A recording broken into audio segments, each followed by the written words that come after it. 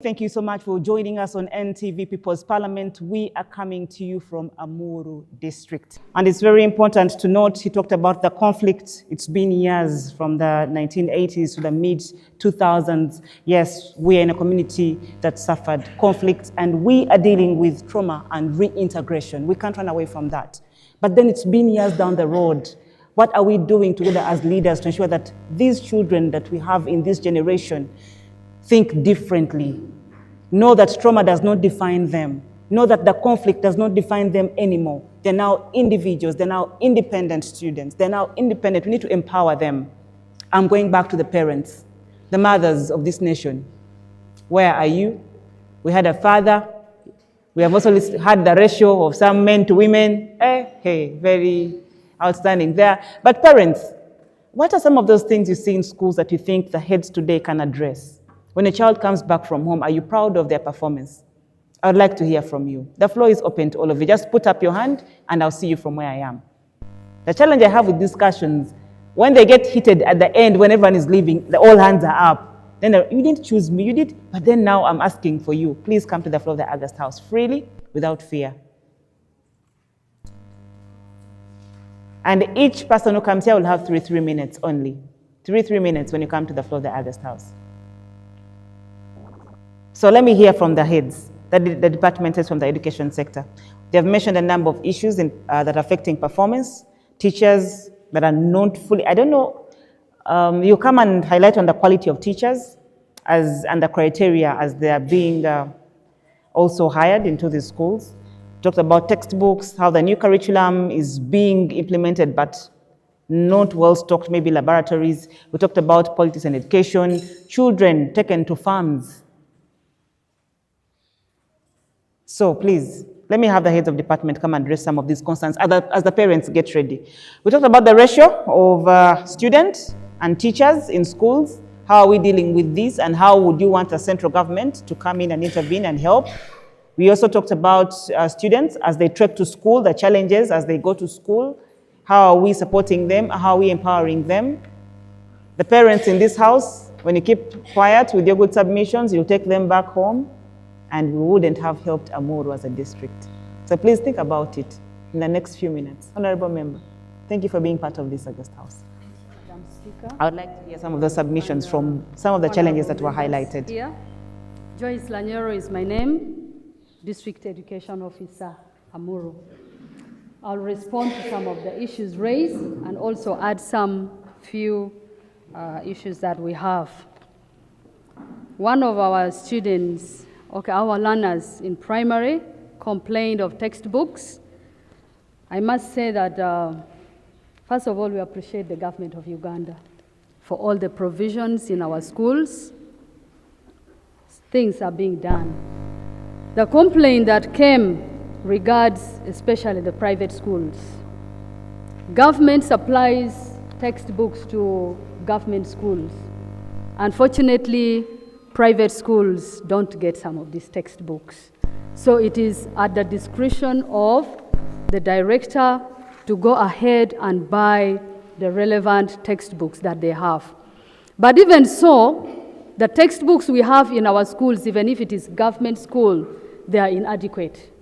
And all provisions of textbooks has been centralized, though our head teachers have also been given the liberty with some small amount considerations made for them to buy textbooks. But given the enrollment that we have, it is quite a big challenge. One student talked of infrastructural challenges. This is particularly Amuru Town Seat Secondary School. It also includes Amuru Seat Secondary School. We appreciate government for bringing us these schools. Unfortunately, to date, we have not yet completed. At least Amuru Seat Secondary School, the students are already using the facilities. But with Amuru Town Seat, it is still incomplete. And we know in the next few weeks, work will begin again.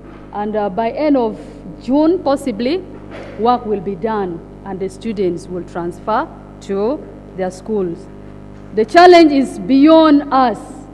is beyond us. It is beyond the district. But it has been worked on, and where we are heading, all will be fine for them.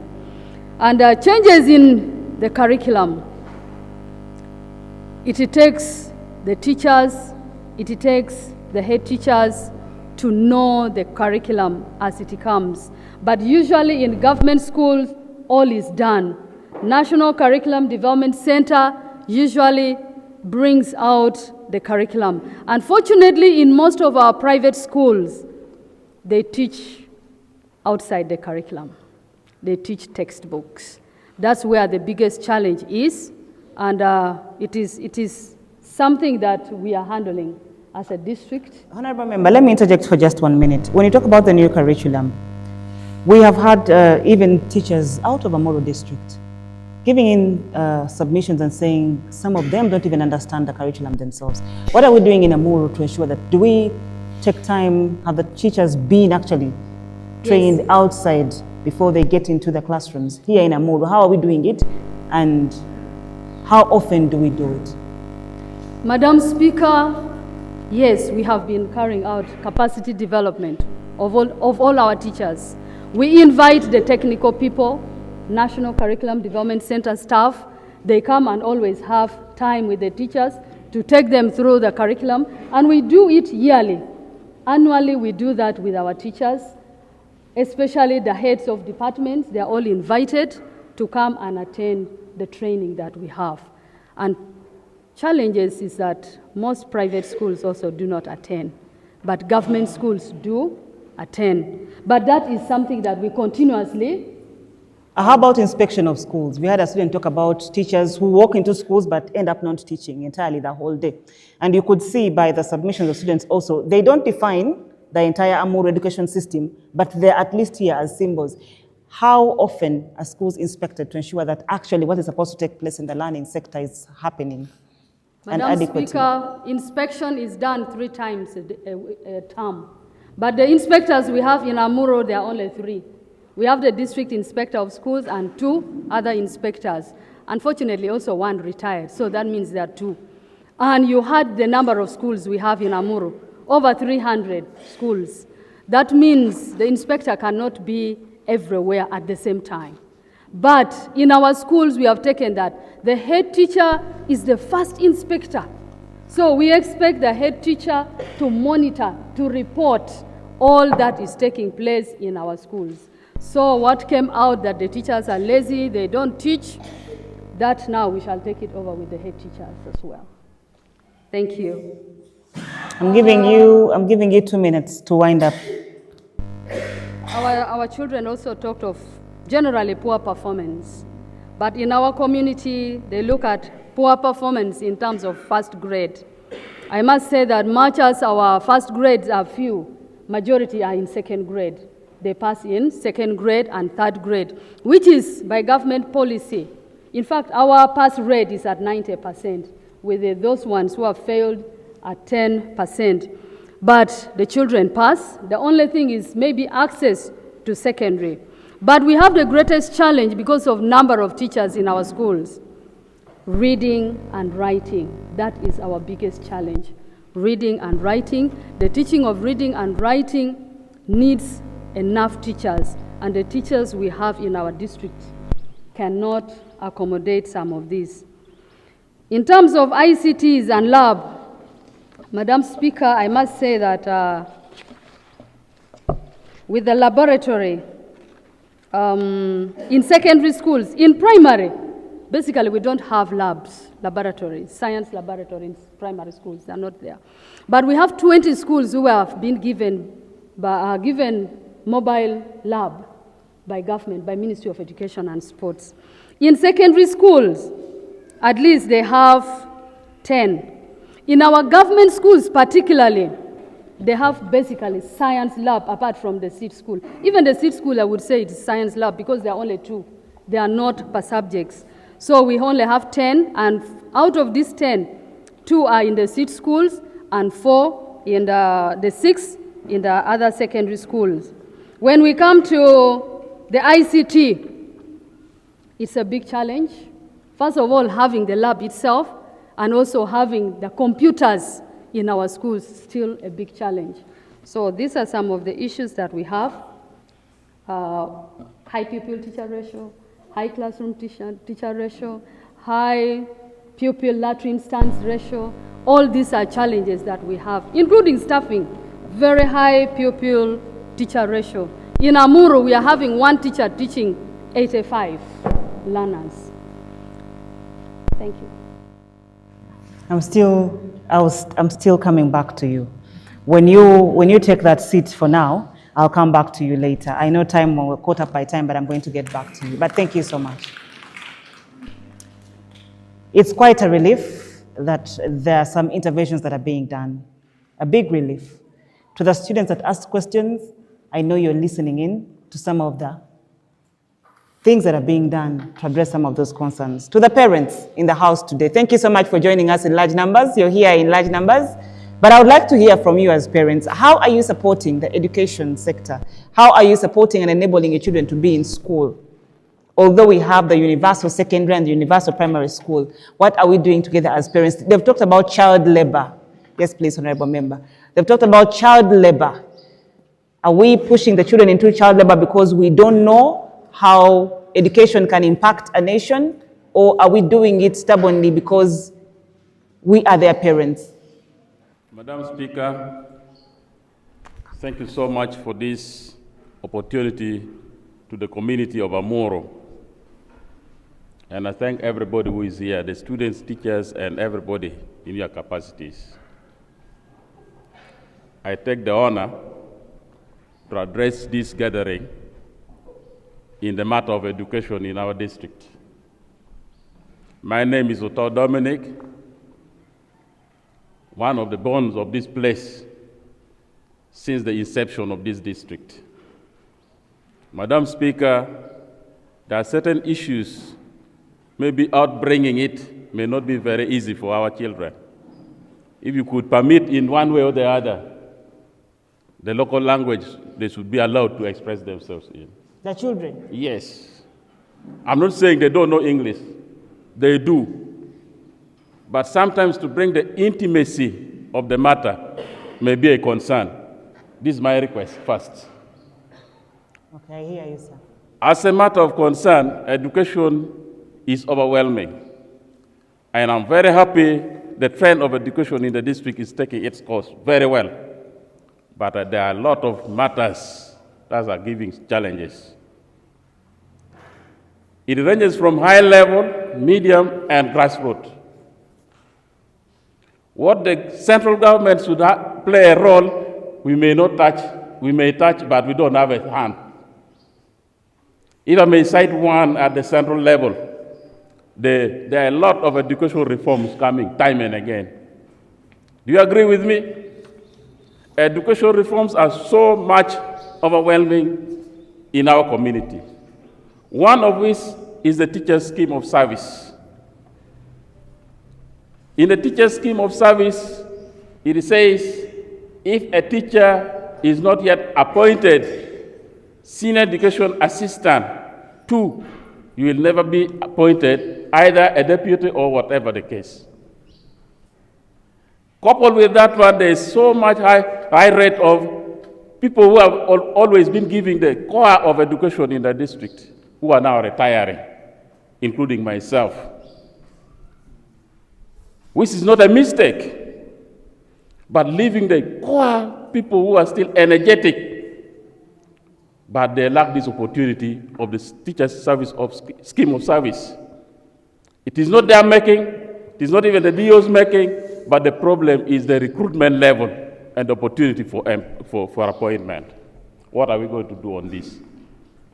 As a result, it is leaving most of our schools with caretakers. And these caretakers, the DO's hands and the staff in the DO's office is tied up. To learn on who should take care of the school is not even a simple thing. Now, at the central level of the government, in handling education matters, I think something should be done. If the education service scheme of service is necessary, let the appointment come as immediate as possible to to embrace all the teachers in the school, so that those ones who should be appointed to take the school right as administrators should be in time and with efficiency. Two, the training institutions of grade 3 and other levels, the phasing out has been to the government plan, which we cannot deny. But the time it came out, it has surprised all the citizens of this country. And it seems the system of education is messed up in the middle. These teachers who have been phased out, there are others who have been trained, not absorbed in the service. They are there. And there are others who have not been trained, they are also there. They run from private school to be PTA teachers, they go to government school to be PTA teachers, but when they sort out for opportunity for recruitment in the service, they don't get it immediately as it is possible. The most effective and affecting element is the polygamous family. Most of our parents, in their parenting course, they are affected with what we call labare. You have your own children, your own, and your children also come with theirs in the same family. How can you just pay your children and you pay the labare?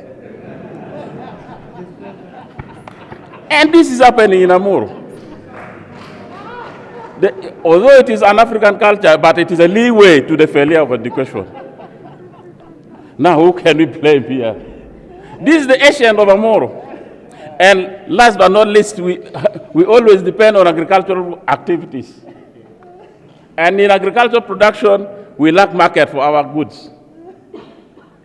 What we produce, when we put on market, when the time comes for the sale, the price is lowered.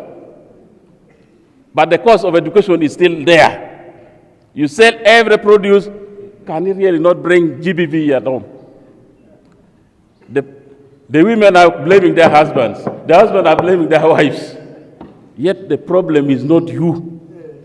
The problem is the calamities of the situation. Thank you, Honorable Member. Thank you so much for a lot, but permit me to stop here and give others a chance. I got to learn the barre from here. I have been educated from this side. But you see, if as parents we don't come together to empower and educate our children, this cycle will still continue in Amuru. But this cycle can also stop with us. When we were growing up, we told us a family, the smallest unity of a community, was the smallest definition we had of a family. But at least we knew that. So all the nurturing, all the teaching starts from home. Thank you very much for watching NTV People's Parliament. We are taking a very short break. When we return, we delve back into the conversation.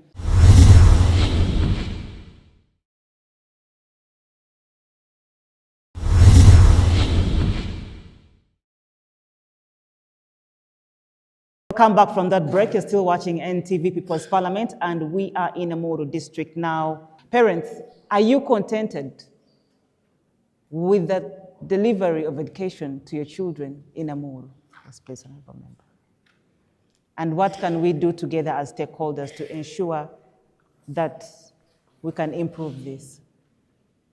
Thank you, Madam Speaker, and the August House at large. Ladies and gentlemen, I am Akera Agri-Keith. I am the Secretary for Education, Amuru District Local Government. Madam Speaker, I am very glad for this opportunity to have ourselves discuss matters that touch our people in the district. Most pertinently, when we engage on education, I am thrilled. To begin with, I want to dive in first to begin by saying that these categories, the challenges we have in regards education in the district, we can actually group them into two.